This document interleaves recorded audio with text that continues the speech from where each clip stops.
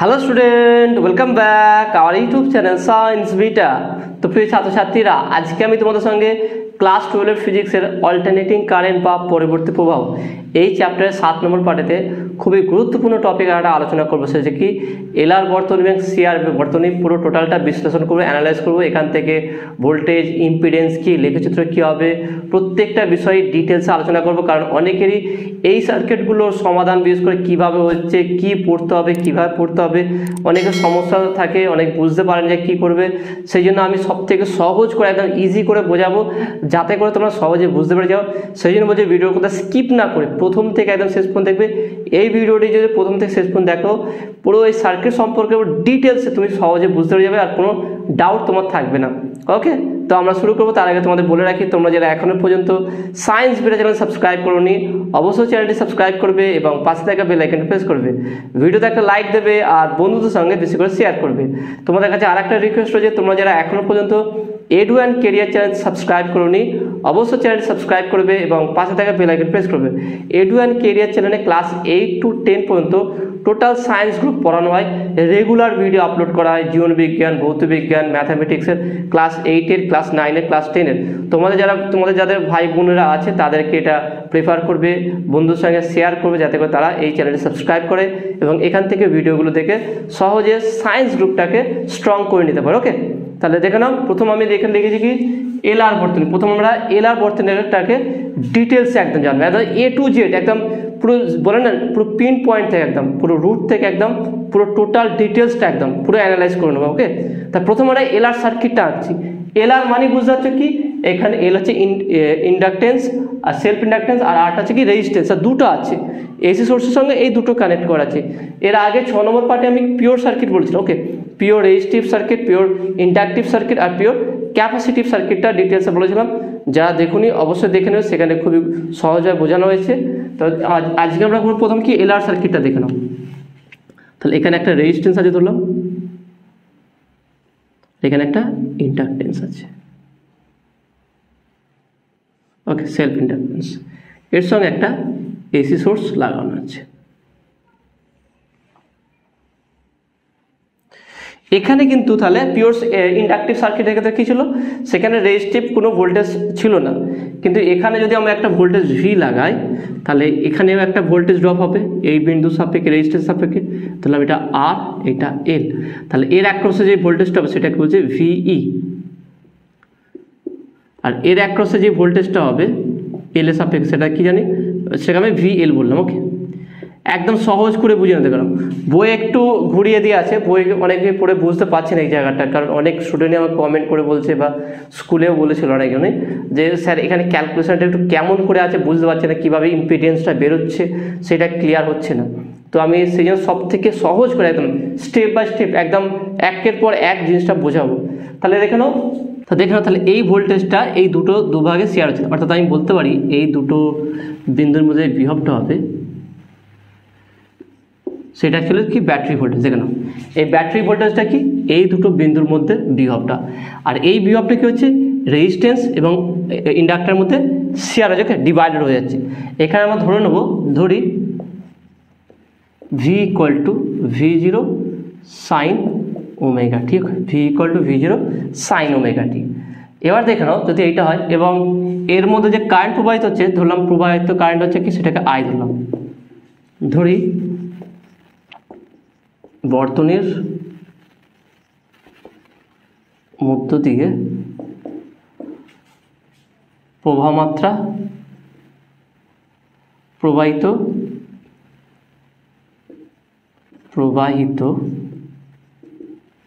তড়িৎ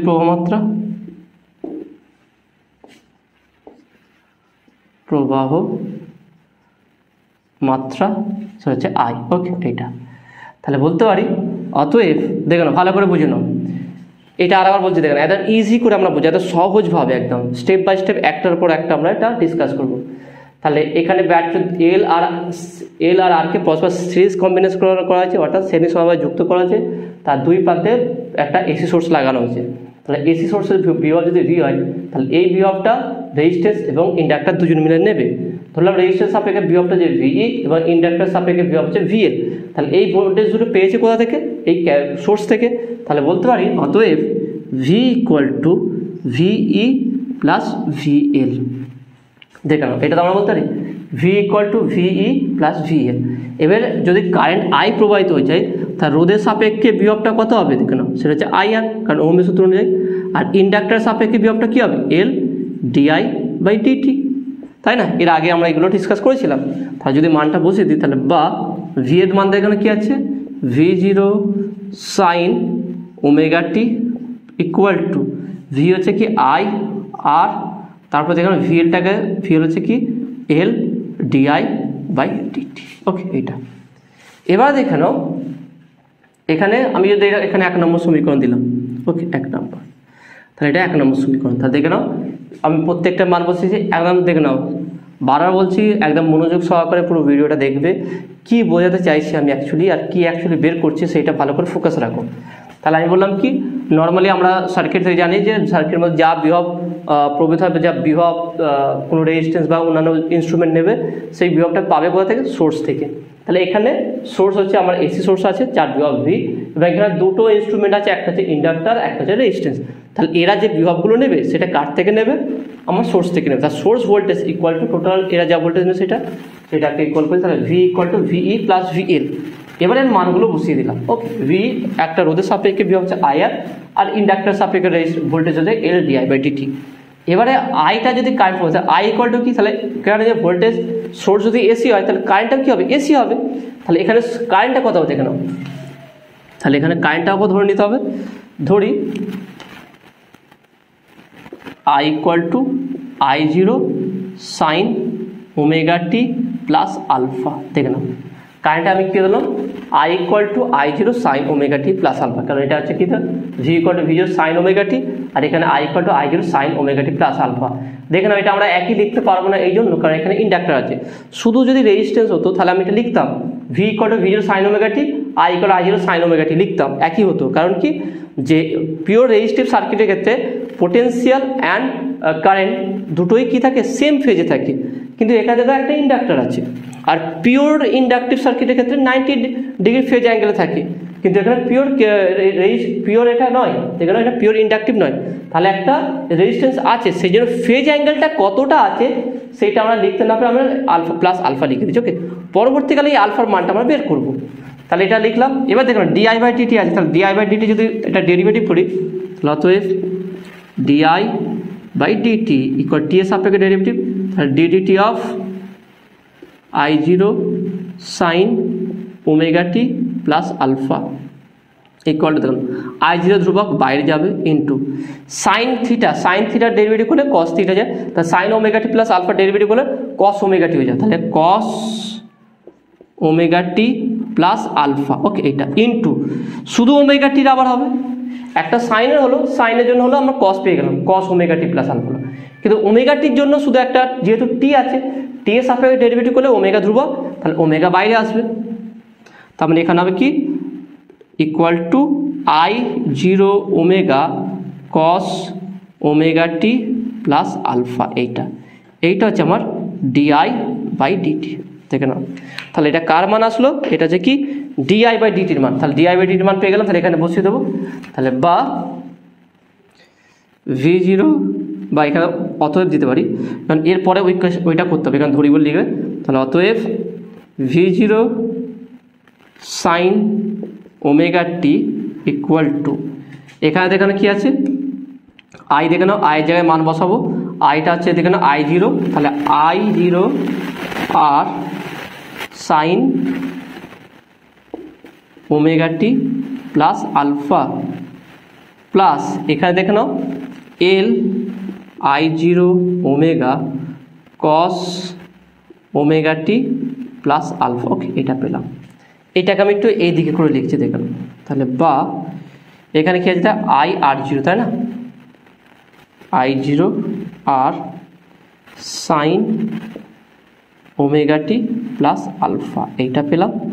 প্লাস এখানে দেখে নাও I zero omega L. Okay, I zero omega L, তারপরে দেখে নাও cos omega T plus alpha equal to V0 sine omega T. Okay, sine omega টি। এটা দেখেন দুটোতেই I0 আছে, তাহলে I0 যদি কমন নিই তাহলে বা I0 কমন নিলে কি থাকবে দেখেন, আর সাইন ওমেগা টি plus alpha plus omega L cos omega টি plus alpha plus V0 sine omega T. V0 sine omega টি। ওকে, এটা পেলাম। দেখুন এতটুকু পেলাম, এটাকে আমি একটা কাজ করে 2 নম্বর সমীকরণ। এতটুকু বোঝো। দেখুন এরপরে কিন্তু তোমাদের বই আর বলে দেওয়া নেই যে কীভাবে করতে হবে, এরপরে কীভাবে জেড আসলো সেটাও বলে দেওয়া নেই। এখান থেকে আমি পুরো ডিটেলসে বুঝিয়ে দেবো, প্রত্যেকটা বিষয় একদম ডিটেলসে বোঝার কোনো সমস্যা থাকবে না। আমরা প্রথম থেকে আরেকবার রিক্যাপ একটু করে নিই। ইন্ডাক্টর আছে আমার রেজিস্ট্যান্স, তার সাপেক্ষে বিভব রেজিস্ট্যান্স সাপেক্ষে বিভব ভি, এটা VL, total source voltage V, তার সাথে ইকুয়াল করে V equal to V plus VL. V equal to ধরেছি V0 সাইন ওমেগা টি, সেই নয় V0 sine omega T. V equal to IR আর ভিএল হচ্ছে এল ডিআইবাইডিটি। যেহেতু আইটাও এসি সোর্স, তাহলে এরও মানে একটা সিনুসয়েডাল সমীকরণ থাকবে। এখানে দেখে নাও, যেহেতু একটা ইন্ডাকটিভ সার্কিট আছে, একটা রেজিস্টর সার্কিট আছে, মানে রেজিস্ট্যান্স আছে আর ইন্ডাক্টর আছে, সেই জন্য এখানে আমি জানলাম কি I equal to I0 sine omega T plus alpha. অর্থাৎ এখানে কারেন্ট আর কি ভোল্টেজ পরস্পর সেম ফেজে থাকবে না। দেখে নাও, এটা অনেকই ডাউট হয়ে যাচ্ছে, আমি এখানে কি ধরবো, ওমেগা টি শুধু ধরবো না ওমেগা টি প্লাস আলফা ধরবো না ওমেগা টি প্লাস 90 ডিগ্রি ধরবো, কত ধরবো, ফেজ ধরতে হবে কি হবে না। এখানে দেখো ডাউটটা পুরো ক্লিয়ার করতেছি। দেখে নাও, পিওর রেজিস্টিভ সার্কিট হলে ভালো করে বুঝে নাও, পিওর রেজিস্টিভ অর্থাৎ বিশুদ্ধ রোধকযুক্ত যদি এসি বর্তনী হয়, সেখানে কারেন্ট আর ভোল্টেজ সেম ফেজে থাকে। অর্থাৎ V equal to V0 sine omega T, I equal to I0 sine omega T same হয়ে যাবে। ওকে, আমি পিওর রেজিস্টিভ সার্কিটের ক্ষেত্রে ডিটেলসে বলেছিলাম বুঝি এর আগের পার্টে। আর যদি পিওর ইন্ডাকটিভ হয়, অর্থাৎ মানে আবেশকযুক্ত যদি বর্তনী হয় বিশুদ্ধ, সেক্ষেত্রে কি হয় যে কারেন্ট এবং ভোল্টেজ পরস্পর সেম ফেজে থাকে না, কারেন্ট কি থাকে 90 ডিগ্রি দশায় পিছিয়ে থাকে। অর্থাৎ V equal to V0 sine omega টি হলে I equal to I0 sine omega T minus 90 degree হয়। অর্থাৎ কারেন্টটা 90 ডিগ্রি অ্যাঙ্গেলে কি থাকে, দশায় পিছিয়ে থাকে। এবার দেখে না, এই যে সার্কিটটা আমি ড্র করেছি, এটা পিওরলি রেজিস্টিভ নয় আর পিওরলি ইন্ডাকটিভ নয়। তাহলে দশা মানে যে দশা থাকবে না, যে শুধু রেজিস্টিভ হলে যে দশা থাকে না সেটাও বলতে পারবো না, কারণ এর সাথে ইন্ডাক্টর আছে। আর ইন্ডাক্টর যে পুরো 90 ডিগ্রিতে পিছিয়ে থাকবে সেটা বলতে পারবো না, কারণ কেন রেজিস্ট্যান্স আছে। তার মানে একটা দশা থাকবে, কত হবে সেটা আমরা জানি না। ওকে, এটা সেই জন্য প্লাস আলফা দিয়েছি। এবারে এখান থেকে কেন করলাম, কারণ DI/dt বের করতে, DI/dt এখান থেকে ক্যালকুলেট করে ডেরিভেটিভ করে যেটা আসলো সেই এখানে DI/dt মান বসলাম, আয়ের জায়গায় মান বসলাম, মান বসিয়ে একটা সিম্পল একটা রূপ নিয়ে আসলাম।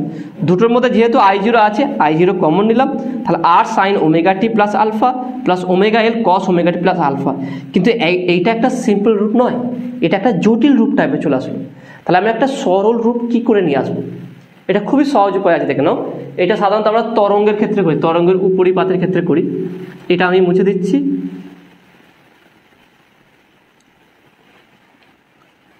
তাহলে এটা একটা সরল রূপ নিয়ে আসতে গেলে আমাকে কিছু ধরতে হবে। দেখে নাও, এটা সাইন ওমেগা টি প্লাস আলফা আছে, তাহলে এখানে একটা করতে হবে, ধরি R equal to Z cos theta. Okay, R equal Z cos theta, তাহলে বলতে পারি। এবং এখানে কি আছে, omega L, omega L equal to Z sine theta. দেখে না কি করলাম, R equal to Z cos theta আর omega L equal to Z sine theta ধরলাম। কেন ধরছি বলতে দিচ্ছি। দেখো এখান থেকে আমি তাহলে একটা জিনিস বলতে পারি কি, এখান থেকে যে তাহলে cos theta equal to R by Z, আর এখান থেকে বলতে পারি sine theta equal to omega L by Z. এইটাও মনে রাখতে হবে, কারণ এটা পরবর্তী গেলে কাজে লাগবে এগুলো। দেখেন আমি কি ধরলাম, এখন আপাতত এই দুটো জিনিস মনে রাখো, এই দুটো জিনিস। সেটাকে ধরলাম কি, R equal to Z cos theta এবং omega L equal to Z sine theta. তা ধরলে কি হবে, দেখে নাও এই জটিল রূপটা খুব সহজ একটা সিম্পল রূপে চলে আসবে। সেটা কি হবে দেখে নাও,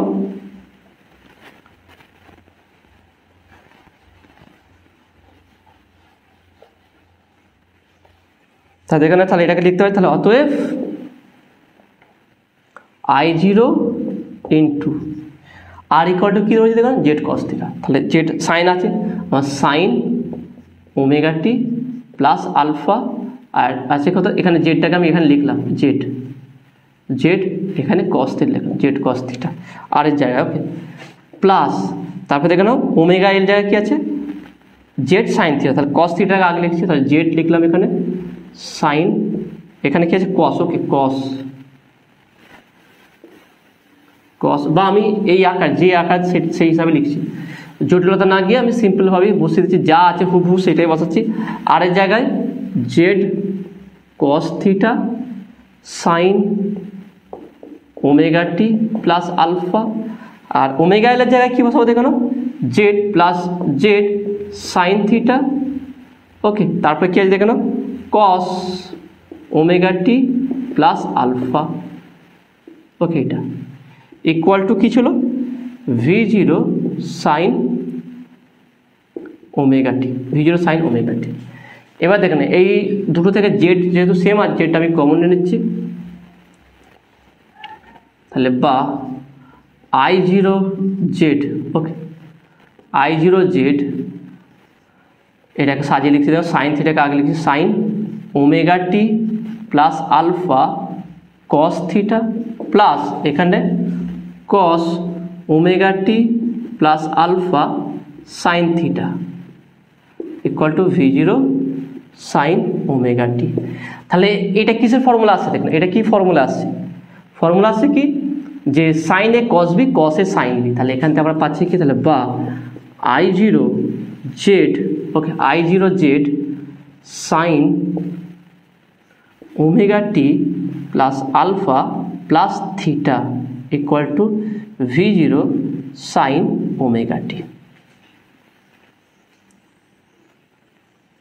দেখে না এইটা পেলে, দেখেন এইটাই আমরা চাইছিলাম, একটা দেখে একটা সিম্পল রূপ চলে আসলো, এটাও সামথিং সাইন এইটাও সামথিং সাইন, তাহলে একটা সিম্পল রূপ ছিল, তাহলে একটা জটিল রূপকে একটা সহজ রূপে নিয়ে আসলাম। কী করে দেখুন, এরকম আমরা অনেক করেছি, বিশেষ করে এসি সোর্সের ক্ষেত্রে দেখবে কিছু আমি প্রিভিয়াস ইয়ারে কিছু কোশ্চেন সলিউশন করেছিলাম ফিজিক্সে, ক্লাস 12-এর প্রিভিয়াস ইয়ার অর্থাৎ 2017, 2018, 2019, 2015, ইভেন একদিন আগে আপলোড করেন 2015 ইয়ারের, সেখানে যে 2015-তে কেমন এমসিকিউ ওয়েস্ট বেঙ্গল বোর্ডের কোশ্চেনে এসেছিল সেই কোশ্চেনগুলো ডিটেলস আলোচনা করেছি, সেখানে এসি সোর্সের কিছু এরকম কোশ্চেন আসে, ওকে, ওমেগা এলের কিছু কনস্ট্যান্ট দিয়েছে, সেটাকে আমরা একটা সিম্পল রূপে নিয়ে আসতে পারি, বা একটা তরঙ্গ আছে ভাবুন না, অ্যামপ্লিটিউড আর তার সঙ্গে সাইন বা কস টার্ম, তাহলে কীভাবে নিয়ে আসবো, তাহলে এটা সেটা আমরা কি করি এইগুলো ধরে নিই, একটাকে আর কস থিটা একটা আছে আর সাইন থিটা ধরে আমরা এটা একটা সিম্পল রূপে নিয়ে আসি, সেই কাজটা এখানে করলাম। যেহেতু একটা জটিল রূপ দেখা যাচ্ছে, একটা সিম্পল রূপ আসেনি, সেই জন্য করলাম যে সাইন ওমেগা টি প্লাস আলফা আছে, তাহলে এটাকে আরকে ধরে নেবো কি, R equal to Z cos theta, আর ওমেগালকে কী ধরবো, জেড সাইন থিটা, ব্যাস সেই মানটা বসাবো, বসলে একটা সিম্পল একটা রূপ চলে আসবে। ওকে, তো আসলে তুমি এটা বুঝতে পারছো। এরপর দেখো, এরপর কি করব, তাহলে আমরা এটা পেয়ে গেলাম, এটাকে 3 নম্বর সমীকরণ দিলাম, ওকে, 3 নম্বর সমীকরণ। তার আগে আমরা একটা কাজ করব, সেটা কি দেখে নাও। তাহলে এখানে আমরা এতটুকু ক্যালকুলেট করলাম, এটাকে নিয়ে আমরা পরে আলোচনা করব। আমরা ফিরে আসি এই জায়গাটা যেটা ধরেছিলাম, এটা থাক, এরপরে আমরা ওখানটায় যাচ্ছি, এটা আবার আমরা আলোচনা করব। তাহলে এতটুকু কীভাবে করলাম সেইটা একটু চিন্তা ভাবনা যে কীভাবে আমরা করলাম। তাহলে ওখানে আমরা কী ধরেছিলাম দেখে নাও, R equal to Z, R equal to Z, বা এখান থেকে আমরা দুটো জিনিস বের করতে পারি, দেখে নাও এখান থেকে আমরা দুটো জিনিস বের করব। এখান থেকে একটা হচ্ছে কি, দুটো যদি ইকুয়াল করতে চাই, V zero I zero Z, তাহলে এখান থেকে বলতে পারি কি 3 নম্বর সমীকরণে, 3 নম্বর সমীকরণের উভয় পক্ষ তুলনা করিয়া পায়।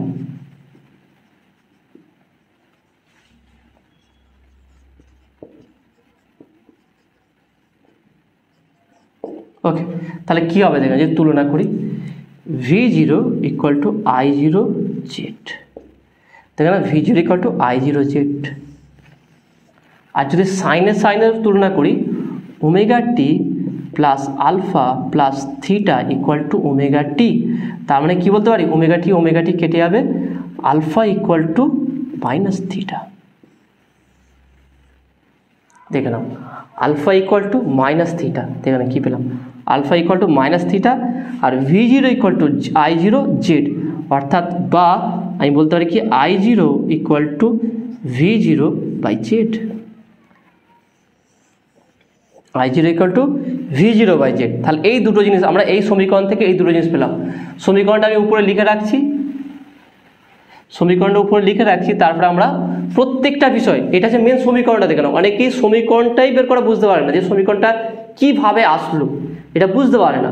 আমি সেই জন্য প্রত্যেকটা স্টেপ বাই স্টেপ বুঝিয়ে দিচ্ছি যে কীভাবে এসেছে সমীকরণটা। আশা করি এটা কীভাবে আমরা লিখলাম তোমার আর ডাউট হবে না। যদি কোনো ডাউট থাকে আরেকবার দেখে নেবে, তো দেখবে কোনো সমস্যা থাকবে না।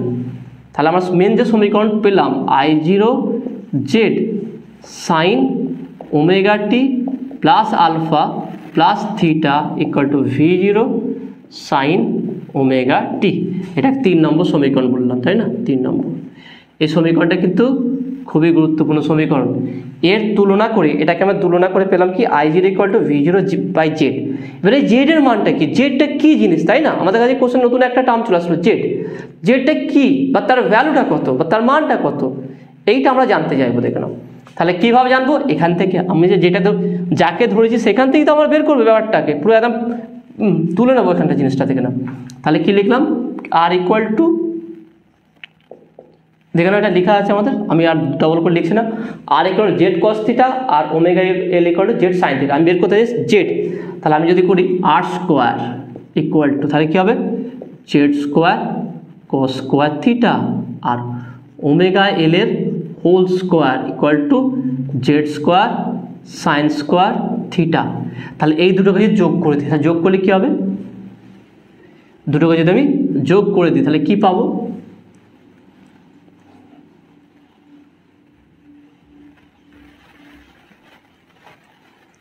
তাহলে অতএব Z square cos square theta plus Z square sine square theta equal to R square plus omega L এর হোল স্কোয়ার। তাহলে বা জেড স্কোয়ার যদি কমন নিয়ে নিই তাহলে থাকছে কি এখানে cos square theta plus sine square theta equal to R square plus omega L এর হোল স্কোয়ার। তাহলে cos square theta sine square theta কত হয়? 1। তার মানে জেড স্কোয়ার ইকুয়াল টু আমরা এটা পেলাম। তাহলে দেখে নাও, তাহলে বা Z square equal to R square plus omega L এর হোল স্কোয়ার। তাহলে বা জেড ইকুয়াল টু তাহলে কী হবে? Root of R square plus omega L তার হোল স্কোয়ার। দেখে নাও, সিম্পল একটা ইকুয়েশন চলে আসলো, তাই না? এটাই কিন্তু তোমাদের বই দেওয়া আছে, কিন্তু কীভাবে আসলো সেটা দেওয়া নেই, ডাইরেক্ট বসে দিয়েছে, তাই না? এভাবে জেড ধরে যে এইভাবে এই R equal to omega equal to কী ধরতে হবে, ধরে একটা সমীকরণ বের করতে হবে, তারপরে ইকুয়েশন আসবে, এবার দেওয়া নেই, শর্টে দিয়ে দিতে। ওকে, সেই জন্য আমি তোমাদের এটা পুরো ব্রিফলিভাবে ডিসকাস করে দিচ্ছি কীভাবে আসছে, যাতে করে তোমরা ভুলে জানা যাও, শুধু মুখস্থ করতে না হয়, প্রপার প্রসেস যাতে তোমরা ধরতে পারো। দেখে নাও, এবার দেখে নাও এখানে আর একটা জিনিস আছে গুরুত্বপূর্ণ, সেটা হচ্ছে দেখে নাও এই সমীকরণটা কী সমীকরণ, কি সমীকরণটা দেখে কিছু মনে পড়ছে কি? দেখে নাও, ছোটোবেলায় এগুলো করেছিলে, জেড স্কোয়ার প্লাস আর স্কোয়ার প্লাস ওমেগা স্কোয়ার, অর্থাৎ একটা স্কোয়ার ইকুয়াল টু দুটো স্কোয়ারের যোগফল। কিসে দেখেছিলে? সমকোণী ত্রিভুজ, মনে করো সমকোণী ত্রিভুজ, অতিভুজ স্কোয়ার সমান লম্ব স্কোয়ার প্লাস ভূমি স্কোয়ার, তাই না? তাহলে এই যে এখানে যে আমরা যে পেলাম সমীকরণটা, এইটা হচ্ছে কি অ্যাকচুয়ালি একটা রাইট অ্যাঙ্গেল ট্রায়াঙ্গেলের মতো, তাই না? তাহলে এখানে আমরা যেটা পেলাম সেটা বসিয়ে দিচ্ছি, দেখে নাও।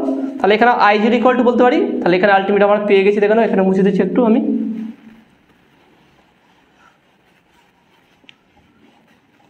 তো তোমাদের বোঝানোর জন্য একটা পুরো বড় বোর্ড লাগবে, একদম দেয়াল জুড়ে একটা বড় বোর্ড লাগিয়ে দেবো, যাতে বুঝতে না হয়, একটা ডেরিভেশন একটার মধ্যে যাতে হয়ে যায়, তাতে কি তোমাদেরও সুবিধা হবে। তাছাড়া যদি ডিজিটাল বোর্ড হয় তো আরও ভালো হবে, তাই না?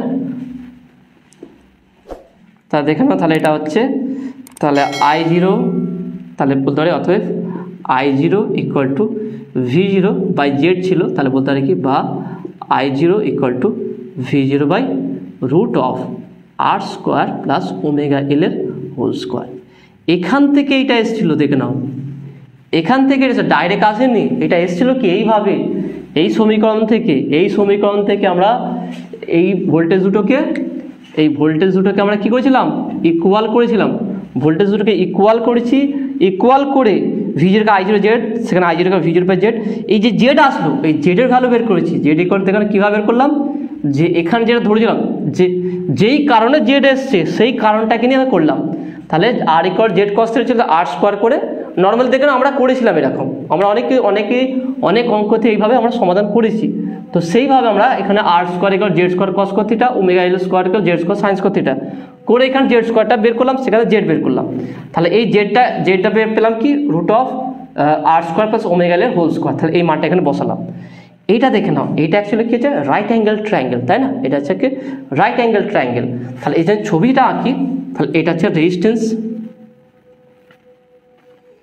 বা ছবিটা আমি একটা কাজ করছি একটু এই দিক করে আঁকছি।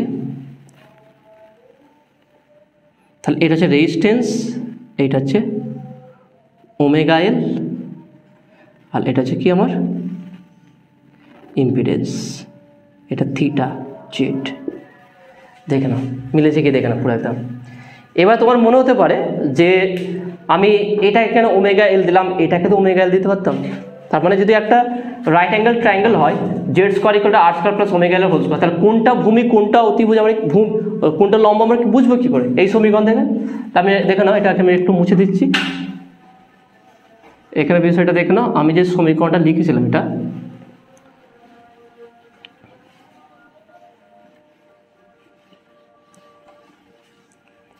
যে Z square equal to R square plus omega L তার হোল স্কোয়ার। ওকে, তাহলে কোনটা, এটা তো অতিভুজ বুঝতে পারছি কারণ এটার সঙ্গে দুটো ইকুয়াল হয়েছে, কিন্তু এই দুটোর মধ্যে কোনটা ভূমি হবে কোনটা লম্ব হবে আমি কি করে বুঝবো?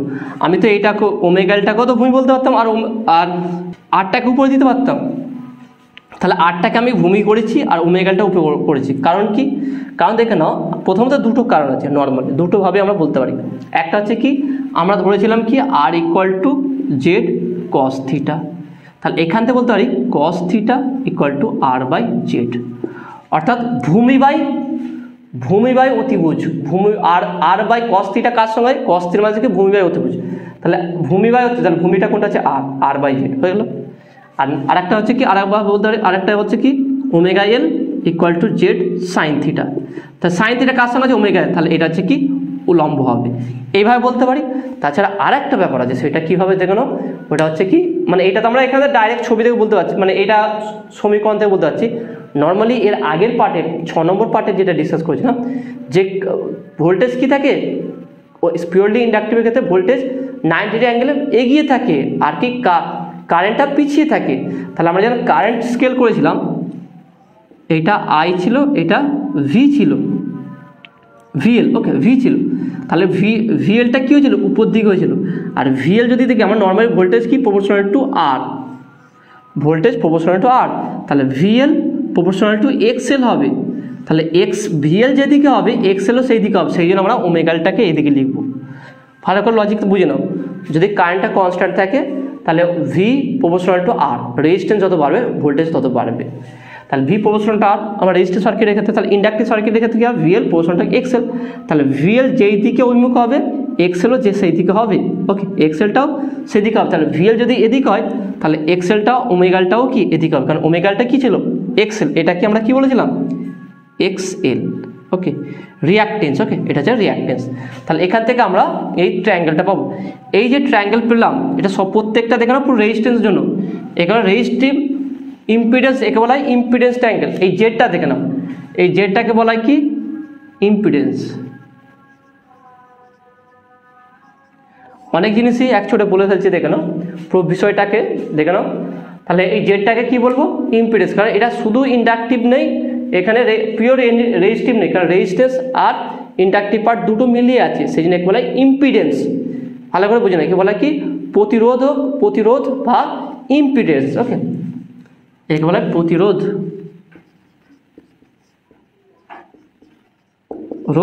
বা বলা হয় কি ইম্পিডেন্স। ভালো করে বুঝে না ইম্পিডেন্স। তাহলে এখানে টোটাল বিষয়টা আমরা প্রথমে রোধের বিষয়টা ক্লিয়ার করি, তারপরে আমরা এই অ্যাঙ্গেলটাই আসবো, আগে এটা পুরো ক্লিয়ারটা হয়ে যাবে। ওকে একটা জিনিস ক্লিয়ার হলে পরটা যেতে খুব ভালো লাগবে, কারণ একটা জিনিস যদি ডাউট হয়ে থাকে অপরটা বুঝতে গেলে আরও সমস্যা, আরও ডাউট বেড়ে যাবে, তাই না? অটোমেটিকলি একটা অঙ্ক না পারলে পরের অঙ্কটাও না পারার সম্ভাবনা অনেকটা বেড়ে যায়, আর একটা যদি অঙ্ক পারো পরেরটা পারারও সম্ভাবনা অনেকটা বেড়ে যায়। তা দেখে নাও আমরা পুরো বিষয়টা ভালো করে দেখে নিই। তাহলে একটা এলআর সার্কিটের ক্ষেত্রে আমরা পেলাম কি I0 equal to V0 by root of R square plus omega L তার হোল স্কোয়ার, যেখানে Z equal to root of R square plus omega L তার হোল স্কোয়ার। এই জেডের নাম হচ্ছে কি ইম্পিডেন্স। ইম্পিডেন্স তার মানে এইটা আর ওমেগা দুটোই তো রোধের মতো আচরণ করবে। তাহলে একটা পিওরলি রেজিস্টিভ সার্কিটের ক্ষেত্রে, পিওরলি ক্যাপাসিটিভ সার্কিটের ক্ষেত্রে, পিওরলি ইন্ডাকটিভ সার্কিটের ক্ষেত্রে আর এক্সএল এক্সসি যেই ভূমিকা পালন করে, একটা এলআর সার্কিটের ক্ষেত্রে জেড সেই ভূমিকা পালন করে। অর্থাৎ কোনো সাধারণ পরিবারের ক্ষেত্রে যদি যে রোধ, সিম্পল পাতি ভাষা বলতে গেলাম, রোধ যেই ভূমিকা, রোধ মানে কি বাধা দেওয়া, তাই না? রোধের কাজ কি বাধা দেওয়া, কারেন্ট প্রবাহকে বাধা সৃষ্টি করা, তাই না? তাহলে সাধারণ একটা সার্কিটের ক্ষেত্রে রোধ যেই কাজ করে, যেই ভূমিকা পালন করে, একটা এলআর সার্কিটের মধ্যে জেড সেই ভূমিকা পালন করবে, তাই না? আশা করি ব্যাপারটা ক্লিয়ার হচ্ছে তোমাদের। কেন একটা নর্মাল সার্কিটের রোধ যেই ভূমিকা পালন করে, এলআর সার্কিটে জেড সেই ভূমিকা পালন করে, অর্থাৎ এও রোধ প্রোভাইড করে, সেজন্য প্রতিরোধ বলা হয় বা ইম্পিডেন্স বলা হয়। তাহলে পুরো বিষয়টা দেখে নাও। তাহলে এই আমার সমীকরণ ছিল, সেটা এখানে এই সমীকরণটা কীভাবে পেয়েছি, আমরা এই এলআর সার্কিটকে বিশ্লেষণ করে বা মানে পুরো টোটালটা পুরো ব্যাখ্যা করে আমরা সেটা বা ক্যালকুলেশন করে ডেরিভেশন করে আমরা এই সমীকরণটা পেয়েছি। এই সমীকরণের উভয় পক্ষে অ্যাঙ্গেল আর অ্যাম্পলিটিউড, দুটো অ্যাম্পলিটিউড আর দুটো অ্যাঙ্গেলকে কম্পেয়ার করে পেলাম কি I0 V0 equal to I0 Z. তাহলে I0 জেড আমরা এটা কেমন সমীকরণ আসছে দেখো, এই সমীকরণটা আসছে কি V ইকুয়াল টু IR এরকম, তাই না? V ইকুয়াল টু IR এরকম যেন সার্কিট, এরকম যেন সমীকরণটা আসছে। তাহলে V0 equal to I0 Z. তাহলে এখান থেকে দেখতে পাচ্ছি জেড হচ্ছে কি অ্যাজ এ রেজিস্ট্যান্স হিসেবে আচরণ করছে। তাহলে এই জেডের মান কত, তাহলে এটা আমরা কীভাবে বের করবো, যেভাবে দেখলাম আর ইকুয়াল জেড কস থিটা আর ওমেগা জেড সাইন থিটা, ওখান থেকে স্কোয়ার করে আমরা জেডের মান বের করবো। জেডের মান বেরিয়ে আসলো কি root of R square omega L তার হোল স্কোয়ার। এবং এখান থেকে যদি এটাকে যদি আমরা দেখি, এটা হচ্ছে একটা সমকোণী ত্রিভুজের ন্যায় আচরণ করছে, তাহলে এটা একটা সমকোণী ত্রিভুজ হবে, যার অতিভুজ হবে জেড, এইটা হচ্ছে আর হবে এটা, আর এটা হচ্ছে ওমেগা এল হচ্ছে কি লম্ব। তাহলে এটাকে যে এই যে অ্যাঙ্গেল, এই যে ত্রিভুজ তৈরি হলো, এই ত্রিভুজকে বলা হয় কি যে প্রত্যেকটা রেজিস্ট্যান্স দেখে নাও, এটা সবই বাধা। তাহলে এটা এই ত্রিভুজটাকে বলা হয় কি ইম্পিডেন্স ট্রায়াঙ্গেল। ইম্পিডেন্স ট্রায়াঙ্গেল, তাহলে কি বলা হয় ইম্পিডেন্স ট্রায়াঙ্গেল। ওকে, এখানে আর একটা ছোট্ট একটা জিনিস বাকি আছে, সেটা হচ্ছে দেখো থিটা। তো তাহলে এই আমরা এখান থেকেও বলতে পারছি, বলতে কেন এখান থেকে আমরা এটা বলতে পারবো, তাহলে সেটা কি ট্যান থিটা ইকুয়াল টু কি হবে, তাহলে দেখো ট্যান থিটা। তাহলে অতএব ট্যান থিটা ইকুয়াল তাহলে কি হবে, ট্যান থিটা কি হলো আমরা কি জানি লম্ব বাই ভূমি, অর্থাৎ ওমেগা এল বাই আর। তাহলে এটা ট্যান থিটা। দেখে না এখানে আমরা এখান থেকে এই ট্রায়াঙ্গেল থেকে বা ত্রিভুজ থেকেও বলতে পারবো, বা আমরা যেটা ধরে R equal Z cos theta omega L equal Z sine theta, ওখান থেকেও sine theta by cos theta করো ওমেগা এল বাই আর চলে আসবে। তাহলে এখানে tan theta equal to omega L by R. Okay, তাহলে কি কি পেলাম, ট্যান থিটা এই অ্যাঙ্গেলটা পেয়ে গেলাম, tan theta equal to omega L by R, আর কি জেড ইকুয়াল টু পেলাম root of R square plus omega L তার হোল স্কোয়ার। ওকে, তার ফলে আমরা এখানে বসালাম কি I0 ইকুয়াল টু কী পেলাম V0 বাই জেড বা V0 বাই জেড বা I0 ইকুয়াল টু পেলাম V0 by root of R square plus omega L তার হোল স্কোয়ার। ওকে, তাহলে দেখে নাও আমরা এইগুলো রেজিস্ট্যান্স থেকে অর্থাৎ এই পার্ট থেকে এগুলো জেনে গেলাম। এবার নেক্সট আমরা এখানে যেটা পেলাম অ্যাঙ্গেলটা, দুটো 3 নম্বর সমীকরণ যে কোনগুলো ডিসকাস করে যে অ্যাঙ্গেলটা পেলাম, এবার সেইটা নিয়ে আমরা ডিসকাস করব। তাহলে আশা করি রেজিস্ট্যান্স পার্টটা যে ইম্পিডেন্স পার্টটা কি সেটা তোমরা বুঝতে পেরেছো। নেক্সট এবারে আমরা অ্যাঙ্গেল নিয়ে ভাববো। দেখুন যেটা বলছিলাম যে আমরা সাধারণত একটা এলআর সার্কিটের ক্ষেত্রে কি কারেন্টটাকে কি ধরেছিলাম, তো আমরা কারেন্টটাকে ধরেছিলাম কি I equal to I0 sine omega T plus alpha, তাই না? এটা ধরেছিলাম, এবং প্লাস আলফা একটা আরবিটারি ফেজ অ্যাঙ্গেল ধরেছিলাম, কারণ এখানে বলেছিলাম কি পিওর রেজিস্টিভ হলে সেখানে সেম ভোল্টেজ আর কারেন্ট সেম ফেজে থাকতো, অর্থাৎ এদের মধ্যে কোনো দশা পার্থক্য থাকতো না। V equal to V zero sine omega টি হলে I equal to I zero sine omega t হবে। ওকে, এটা। আর যদি এটা পিওর ইন্ডাকটিভ সার্কিট হতো তাহলে V equal to V zero sine omega টি হলে I equal to I zero sine omega T minus 90 degree হতো। কারণ কি পিওর ইন্ডাকটিভ সার্কিটের ক্ষেত্রে কারেন্টটা 90 ডিগ্রি অ্যাঙ্গেলে বা 90 ডিগ্রি দশা পার্থক্যে পিছিয়ে থাকে। ওকে, কিন্তু এক্ষেত্রে এল আর আর দুটোই আছে, সে কত দশা পার্থক্য আছে সেটা আমরা জানি না, সেই জন্য আমরা কি ধরেছিলাম আলফা ধরে নিচ্ছি। এবার এই আলফার মানটা আমরা এই 3 নম্বর সমীকরণ থেকে বের করলাম, সেটা কথা মাইনাস থিটা। তাহলে এই মান বসিয়ে দেবো, তাহলে বা I equal to I zero sine omega t আলফার জায়গায় মাইনাস থিটা। ওকে, এইটা। এবার এই থিটার মানটা কত ডিগ্রি অ্যাঙ্গেল হবে সেটা খুব সহজে বের করতে পারবো। সেটা কিভাবে দেখে নাও, তাহলে বা বলতে পারি কি I equal to I zero sine omega T minus tan inverse omega L by R. দেখে নাও এটা tan inverse omega L by R. এখানে যদি আমি এটা সেকেন্ড ব্র্যাকেট দিয়ে দিই, দেখে নাও omega T minus tan inverse omega L by R, omega L এটা হবে এল হবে। ওকে, ওমেগা এল কীভাবে দেখে নাও, আমরা এখানে ট্যান থিটা বের করছি, tan theta equal to omega L by R.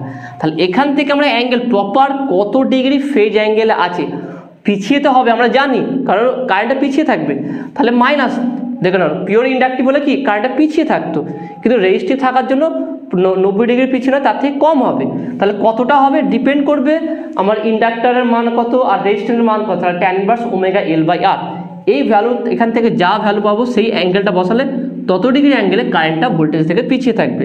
তাহলে এখান থেকে আমরা পেলাম কি এইটা হচ্ছে কি কারেন্টের সমীকরণ পেলাম, আর ভোল্টেজের সমীকরণ ভি ইকুয়াল টু কি পেয়েছিলাম ভি জিরো সাইন ওমেগা টি। ওকে, এই দেখুন এই হচ্ছে ডিফারেন্স। তাহলে ভোল্টেজটা আছে V zero equal to V zero sine omega t. তাহলে এল আর সার্কিটের ক্ষেত্রে দেখে নাও, তাহলে এখান থেকে তুমি কনক্লুড করতে পারবে কি একটা পয়েন্ট এখানে লিখে রাখতে পারো। তাহলে এল আর সার্কিটের ক্ষেত্রে voltage equal V zero sine omega টি, আর কারেন্ট হবে I equal to I zero sine omega T minus tan inverse omega L by R. বা বলা যেতে পারে এল আর সার্কিটের ক্ষেত্রে ভোল্টেজের তুলনায় কারেন্ট ভোল্টেজের থেকে tan inverse omega L by R এত ডিগ্রি দশা পার্থক্যে পিছিয়ে থাকবে, এত ডিগ্রি কোণে কি থাকবে পিছিয়ে থাকবে। মাইনাস মানে কি পিছিয়ে আছে কত ডিগ্রি দশায় tan inverse omega L by R. Okay, তাহলে এটা লিখে নাও। তাহলে একটা এল আর বর্তনীর ক্ষেত্রে প্রবাহ মাত্রা বিভবের তুলনায় tan inverse omega L by R এই দশা কোণে পিছিয়ে থাকবে। ওকে, তাহলে এটা হলো। তাহলে এটাকে আমরা ভোল্টেজ আকারে সাজাতে পারি এই সমীকরণটাকে, সেটা কীভাবে দেখে নাও I equal to I zero মানে কি দেখে নাও I zero equal V zero by root of R square plus omega square. মানে এটাকে লিখতে পারি V zero by root of R square plus omega L তার whole square. Okay, sine omega T. Okay, minus sine omega T minus tan inverse omega L by R. Okay, ব্যাস এইটা। তাহলে এটা হচ্ছে কি এক্স্যাক্ট ইকুয়েশন একটা LR সার্কিটের ক্ষেত্রে। তাহলে টোটাল বিষয়টা দেখে নাও, পুরো আমার কমপ্লিট করে দিলাম এলআর সার্কিটটা। তাহলে এলআর সার্কিটটা পুরোটা আমি কনক্লুড করে নিই। তাহলে এলআর সার্কিটটা প্রথম আমরা ডেরিভেশনটা করবো, সার্কিটটা ভালো করে আঁকবো, সেখান থেকে একদম পাই টু পাই ভাবে ভোল্টেজের সঙ্গে কম্পেয়ার করে রেজিস্ট্যান্স সাপেক্ষে কতটা ভোল্টেজ, ইন্ডাক্টর সাপেক্ষে কতটা ভোল্টেজ সেটা বসাবো, বসে একটা সিম্পল রূপ নিয়ে আসবো। সেখানে আর আর ওমেগা এল একটা ডিস্টার্ব করবে, একটা দুটো প্লাসের একটা সাইনের একটা কসের প্লাস আকারে থাকবে, একটা সিম্পল রূপ থাকবে না। সেই জন্য আরকে আমরা জেড কস থিটা ধরবো, ওমেগা এলকে জেড সাইন থিটা ধরবো, ধরে বসে একটা সিম্পল রূপ চলে আসবে এবং সেটা 3 নম্বর সমীকরণের মধ্যে আসবে। এই সমীকরণটা আসবে, এখান থেকে দুটো ভোল্টেজটাকে কম্পেয়ার করবো আর দুটো অ্যাঙ্গেলটাকে কম্পেয়ার করবো, অর্থাৎ অ্যাম্পলিটিউড এবং অ্যাঙ্গেলটা কম্পেয়ার করবো। তাহলে V zero I zero Z, এখান থেকে আমরা জেডের ভ্যালুটা বের করবো, জেডটা কত হবে। তাহলে কীভাবে জেডের ভ্যালু বের করি তোমরা বুঝতে পারছো, সেবার জেডের ভ্যালুটা বের করবে, বের করে টোটালটাকে লিখলে এবং ট্যান থিটাও বের করবে, একটা ট্রায়াঙ্গেল ভাবে ত্রিভুজ ভাবে সমকোণ ত্রিভুজ, সেটাকে বলা কি ইম্পিডেন্স ট্রায়াঙ্গেল বলা হয়। ওকে, তারপরে আমরা অ্যাঙ্গেলটা চেক করবো, অ্যাঙ্গেল চেক করে দেখলাম যে alpha equal to minus theta আসছে।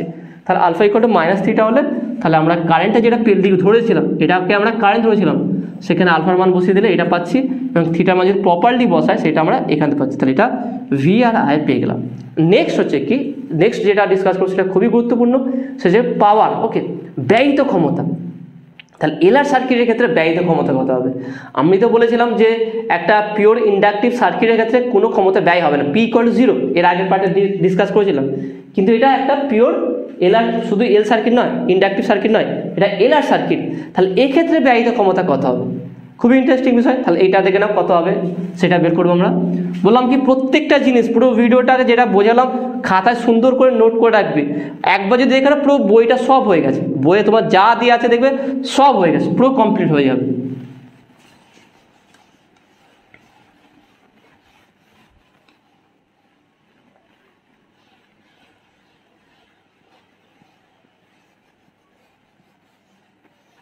তা দেখে নাও ব্যয়িত ক্ষমতা, এলআর বর্তনীর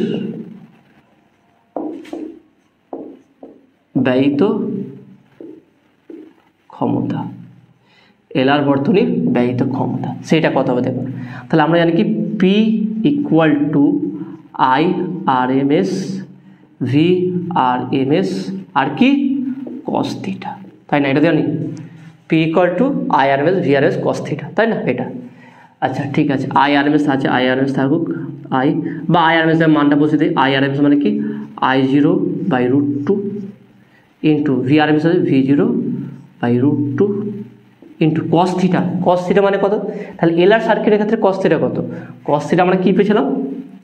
cos θ = ভূমি বাই অতিভুজ, দেখুন ভূমি বাই অতিভুজ অর্থাৎ R/Z, দেখেন এটা পেয়েছিলাম তাই না, R/Z। তাহলে ইন্টু R/Z, এটাকে আমরা আরও সহজ করে বুঝবো, দেখে নাও আরও সহজ করে দেবো সমীকরণটাকে। সেটা কী হবে দেখে নাও, তাহলে I0/√2 হয়ে যাবে, ওকে, ইন্টু V0, এখানে দেখে নাও পেয়েছিলাম কি I0 = V0/Z, তাহলে বা বলতে পারি কি V0 = I0Z। সবই আগে যে ডেটা এলআর সার্কিটের ক্ষেত্রে যা ডেটা পাই সেই ডেটা নিই।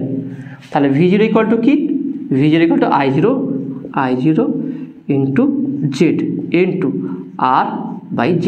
তাহলে এই Z কাটবে, তাহলে এখানে পাচ্ছি দেখে নাও I0² ইন্টু R P = তাহলে বা P = I0/√2 তার হোল স্কোয়ার বলতে পারি ইন্টু R। তাহলে I0/√2 কী ছিল? I/RMS, তাহলে এটাকে বলতে পারি কি, তাহলে বা P = I/RMS তার স্কোয়ার ইন্টু R। তার মানে এখানে ব্যয়িত ক্ষমতা কি 0 হচ্ছে? 0 হচ্ছে না, 0 তো হচ্ছে না। আর একটা ইন্টারেস্টিং বিষয় আছে কি, পুরো পাওয়ারটাই কার জন্য? রেজিস্ট্যান্সের জন্য পাচ্ছি।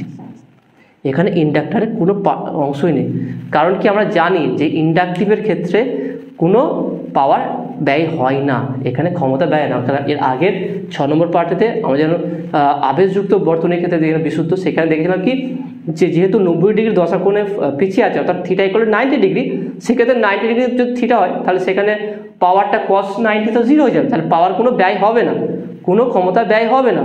তাহলে আমরা এখান থেকে ক্লিয়ার বুঝতে পারছি যে ইন্ডাক্টরের জন্য কোনো ক্ষমতা ব্যয় হবে না। তাহলে এখানে যেই ক্ষমতা এলআর সার্কিটের ক্ষেত্রে দেখে নাও, এক্ষেত্রে এই পার্টটার জন্য কোনো ক্ষমতা ব্যয় হবে না। তাহলে এলআর সার্কিটের মধ্যে যেই ক্ষমতা ব্যয় হবে সেটার জন্য পুরোপুরি দায়ী কে? সেটা হচ্ছে কি আমার রেজিস্ট্যান্স। তাহলে সেই জন্য এখানে যে ইকুয়েশনটাও পেয়েছি P = I/RMS R, তার মানে এখানে কোনো ইন্ডাকটিভ পার্ট নেই, পুরোপুরি রেজিস্ট্যান্স আছে। তাহলে এখানে আমরা বলতে পারি কি, এখানে কোশ্চেনে যদি দিই আমরা এখানে বলতে পারবো কি যে একটা এলআর সার্কিটের ক্ষেত্রে যে ক্ষমতা ব্যয় হবে সেই পুরো সম্পূর্ণ ক্ষমতা ব্যয় করবে কি রেজিস্ট্যান্সটা। এলআর সার্কিটের শুধু রেজিস্ট্যান্সের জন্য ক্ষমতা ব্যয় হবে, ইন্ডাক্টরের জন্য কোনো ক্ষমতা ব্যয় হবে না। ওকে, তো আসলে তোমরা বুঝতে পেরেছো। তাহলে এখানে কীভাবে ক্যালকুলেশনটা করলাম, খুবই সহজ, একদম সিম্পল। আমরা এই সমীকরণটা আগে প্রমাণ করেছিলাম, সেই সমীকরণ শুধু মানটা বসিয়ে দিচ্ছি, V0 মানটা শুধু এখানে চেঞ্জ করেছি, যেখানে আমরা I0 = V0/Z বা V0 = I0Z যেটা পেয়েছিলাম V0 = I0Z এই মানটা বসিয়ে দিয়ে ক্যালকুলেট করেছি। ওকে, তো আসলে তোমরা বুঝতে পেরেছো। আর দেখো না, আজকে এলআর সার্কিটটা পুরো ডিটেলসে আলোচনা করলাম, সার্কিট থেকে শুরু করে প্রত্যেকটা ডেরিভেশনটা কীভাবে আসলো, সেখান থেকে দুটো পার্ট, অ্যাম্পলিটিউড বা ভোল্টেজ পার্ট, অ্যাঙ্গেল পার্টটাকে আলাদা করে, সেখান থেকে ইম্পিডেন্সকে ডিটেলস আলোচনা করলাম, অ্যাঙ্গেলটা আলোচনা করলাম। কেমন লেগেছে, বুঝতে পারলে কি না সেটা অবশ্যই কমেন্টে জানাবে। নতুন থাকলে অবশ্যই সায়েন্স ভিডিও চ্যানেল সাবস্ক্রাইব করবে এবং পাশে থাকা বেল আইকন প্রেস করবে। ভিডিওতে একটা লাইক দেবে আর বন্ধুদের সঙ্গে বেশি করে শেয়ার করবে। কোনো ডাউট হলে বা তোমাদের কেমন কি লাগলো সেটা অবশ্যই তোমরা কমেন্টে জানাবে। ওকে, তো দেখাবে নেক্সট ভিডিওয়। Have a nice day.